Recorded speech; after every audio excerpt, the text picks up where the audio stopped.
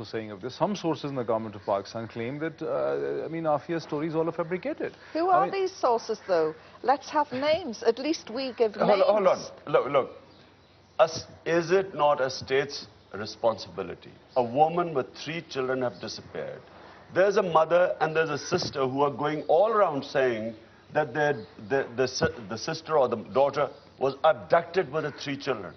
Should not the state do a proper investigation on this, rather than talk about hearsay that this is one version, this is another version?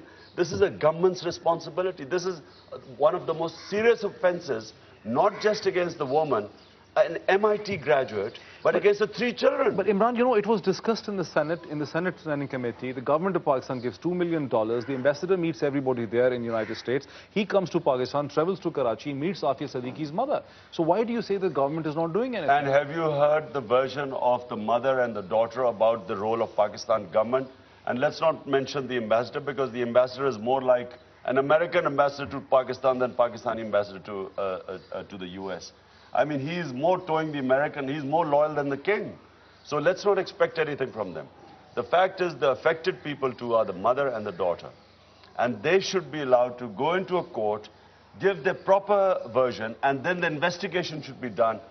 The real criminals are those people who abducted her and the ones who ordered to have her abducted and handed over to the Americans. Yvonne, would you agree then, if an investigation is conducted within Pakistan to prove this thing, that Dr. Aafia Siddiqi was in fact taken away by Pakistani agencies and handed over to the American case in the court also becomes very weak? Well, the American case should never have gone ahead in the first place. What on earth is a Pakistani woman accused of an alleged crime in Afghanistan doing in an American court in the first place? She wasn't even officially extradited. That case is a mistrial. It shouldn't have been held. But instead of us sitting around here asking questions, what we need is for the government to get off its backside and go and say to the Americans officially, not to the media, but officially to the Americans, we want her back. Well, and these are for the reasons. But now since an American court and a jury has actually convicted her of the case, whatever the case was, how can the government of Pakistan demand Aafia Siddiqui be repatriated? Well, they can demand a mistrial. I tell you what, the fact is the jury did not have all the facts in front of them. The critical fact is, how did she get abducted from Pakistan and end up in Afghanistan with 3 kids? Unless there's a proper investigation into this, the whole thing after that which follows makes no sense. You have to actually find out what happened. And look at the situation now. There's no government investigation. Even now. I mean, surely the government, they don't need to own Musharraf's policy. They should go and do an investigation. At least find out from the mother, the daughter, what happened. Will you then suggest that there should be a judicial inquiry, a high-powered judicial inquiry into whatever happened in March of 2003? Absolutely, because the moment you find out the facts about how she disappeared from here, then the case in New York falls apart completely. Because the whole case depends on her voluntarily, on this fantasy. This woman with 3 kids, one 6 months old, travels all the way to Afghanistan to take on the Americans. And this woman, this about, 4'6", frail little woman is supposed to have gone there to, and then pick up a gun and attack. The whole thing, that's a fantasy. Not this. This is a reality. And here is a witness. The mother and the uncle called me up in 2003. And I followed it up, bro. I remember then the whole situation, what happened. Her name appeared in the FBI, and that's why she wanted to come to Islamabad. This might be the first step, but what can be the other things that can be done at this stage, now she's being convicted? I think the government should send a high-power, officially backed committee, and they should go to the US, and they should not only go and meet the lawmakers there, they should go to the media and explain to them that, look, this is doing US a lot of damage, this is strengthening extremism and terrorism against the US, because the whole case of a mother and 3 daughters being treated the way Aafia and her children are, the whole case means that the US has one set of laws for its own citizens, and when it comes to Muslims, it's another set of laws. And this is going to create more hatred against the US. It's going to weaken their struggle against terrorism. After all, you only win against terrorism if you win hearts and minds of the people from where the terrorists are operating from. And this is counterproductive for them. And there should be a media blitz in the US by this high-part committee, as well as talking to the lawmakers. Yvonne, Imran's suggestions are a high-part delegation and a judicial inquiry to look into the whole thing. What is your solution now at this stage when she already stands convicted?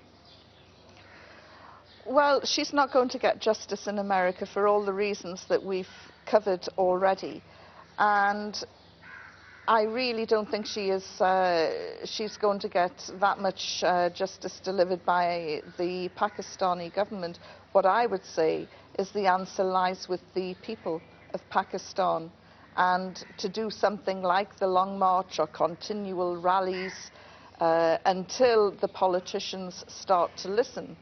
Because those that are sitting in government, they're telling the media, oh yes, we're doing everything we can. And then they're going back to their offices and they're doing nothing. And they thought that they were going to get away with it. And we found out because a lord from the British House of Lords, Lord Nazir Ahmed, went out into Washington and spoke to all the people that the Pakistani government should have spoken to, and discovered that they've done nothing. They haven't even officially requested her return. Now, for a government that spent $2 million on legal fees, you would have thought that one of the first things that they would have tried to do to save the taxpayers' money is, can we have her back? So basically what you're saying is that the government of Pakistan is still, whatever it's doing is only for public consumption at home. I would like, really. Yes, I would like to know why the government of Pakistan does not want Aafia Siddiqi back. What does she know about them? Okay, let me ask this quick question to Imran. It's not only about Aafia Siddiqi. I mean, we know, thanks to General Musharraf's book and his own admission, that hundreds of people were actually arrested from Pakistan and handed over to the Americans. What can be done in this country so that such a thing can never happen again? People of Pakistan should not be arrested and handed over to the foreigners without any due process of law. What can be done? We have to have a powerful, independent justice system which protects the rights of the citizens of Pakistan. What has happened is a clear violation of our constitution, of rule of law, of the rights of the people of this country. On mere allegations, people have been picked up in this country. Some have been sold to the US. A lot of them have been killed. There has been a tremendous amount of extrajudicial killing, which has happened, is still going on in Pakistan. All these drone attacks, they're extrajudicial killing. There's no sanction of that in any law. You can't be judge, jury, and executioner. Some people sitting in an American air base, a CIA operation room, sitting there and deciding that you have to bomb this place. Doesn't matter how many innocent people get killed. Last year, when the figures came out of 44 drone attacks, 708 people were killed, assassinated. 700 were innocent civilians. Only 8 were terrorists. So this sort of extrajudicial killing, collateral damage which is going on, is against the fundamental rights of people of Pakistan. And not only that, our own army should not be indulging in bombardment in civilian areas. And I feel that this can only happen when the government feels it's above law. And the US then takes advantage of a Pakistani government. In past was a tin pot dictator. Now there's an NRO dictator. And because these are puppets, they can then just abuse the law of Pakistan. So the answer is a powerful, independent, assertive judiciary. That's right. Imran, thank you. Yvonne, thank you so much. Nazreen, you just heard, अभी आपने देखा इमरान खान और Yvonne Ridley को. हम वापस आते हैं break के बाद, और ब्रेक के बाद आके हम डिस्कस करते हैं कि इस केस की पाकिस्तान की लार्जर पॉलिटिक्स में क्या अहमियत है.